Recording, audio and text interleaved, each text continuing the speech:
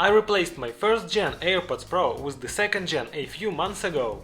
In that time I found some interesting quirks and many big flaws. Right now I'll share with you my experience of using the second gen AirPods Pro and finally answer the question, should you buy them? Let's go!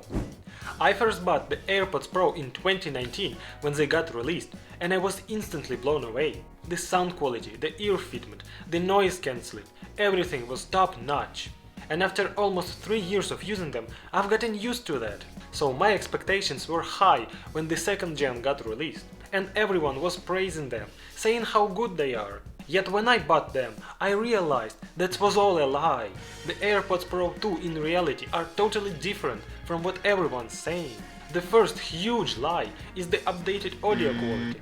Apple claims these earphones sound dramatically better than the first gen AirPods Pro, but that's not entirely true. They do sound better, but only if you have the latest iPhone to connect them to. Yet if you own the iPhone 13 or older, you won't hear any difference most of the time. In some tracks you do hear more instruments and bass, but that difference is negligible. It's nowhere near as drastic as everyone's saying. What is also a lie is the noise cancelling. Apple says it's 2 times better, but that's not true either. The noise cancelling on these new AirPods is only slightly better than on the first gen. In loud places like a bus or a train, you do get a quieter stage, but you have to really pay attention to notice. Some loud noises are less loud, and sudden spikes in loudness are treated better on the new ones. Yet if you jump to the second gen from the first gen Pros, you most likely won't even notice that you have the new ones. The first gen was just too good, it's really hard to beat them, even for Apple. However, in these lies about sound, there was one glimpse of truth.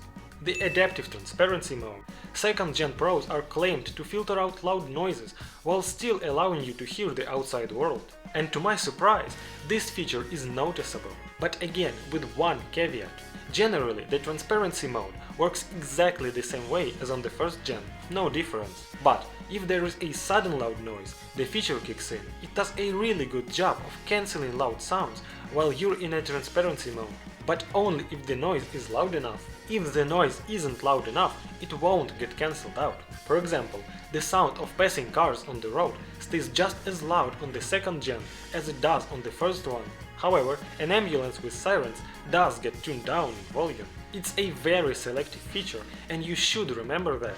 But I personally don't think that adaptive transparency is a worthy reason to upgrade. Is now the right moment to ask you to hit the like button and subscribe to the channel?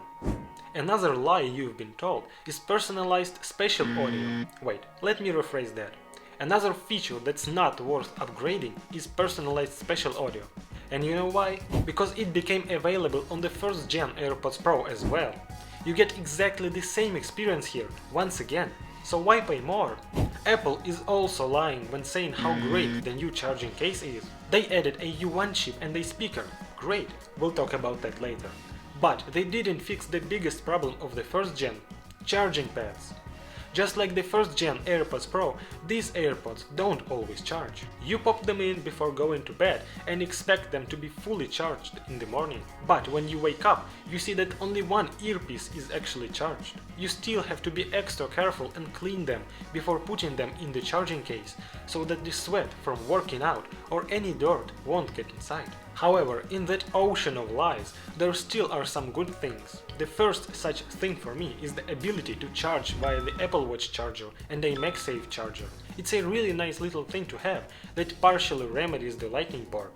The second good thing that's true is the improved battery life. The AirPods Pro 2 give me an hour and a half more listening time on average. But that improvement is noticeable only if you sit in your AirPods all day. If you use them occasionally throughout the day for a few hours at a time, there will be no difference for you.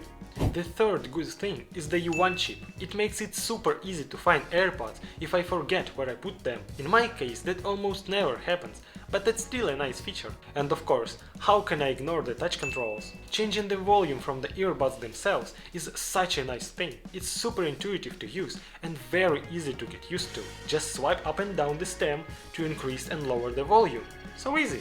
At this point it gets harder and harder to recommend these AirPods to people. On one hand, they're better than the first gen, but on the other hand, not by much. After years of using the first gen Pros, I can barely hear the difference. Sound quality is almost identical, while the features are purely for the sake of marketing. At least that's how it seems. Yet, if I ignore the experiences I had with the first gen Pros and look at the second gen as my first Pro AirPods, that's a damn good device. I love the size, weight, and the way they feel in my ears. The noise cancelling is excellent, the transparency does wonders, and the microphones are low-key great. And all that for $249. Or wait, for less than that.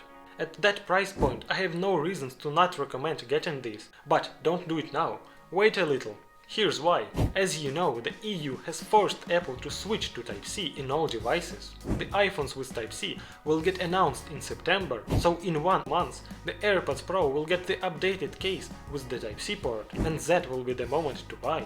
I hope this video was useful for you and you learned something new today. Hit that like button and subscribe to the channel. Peace out.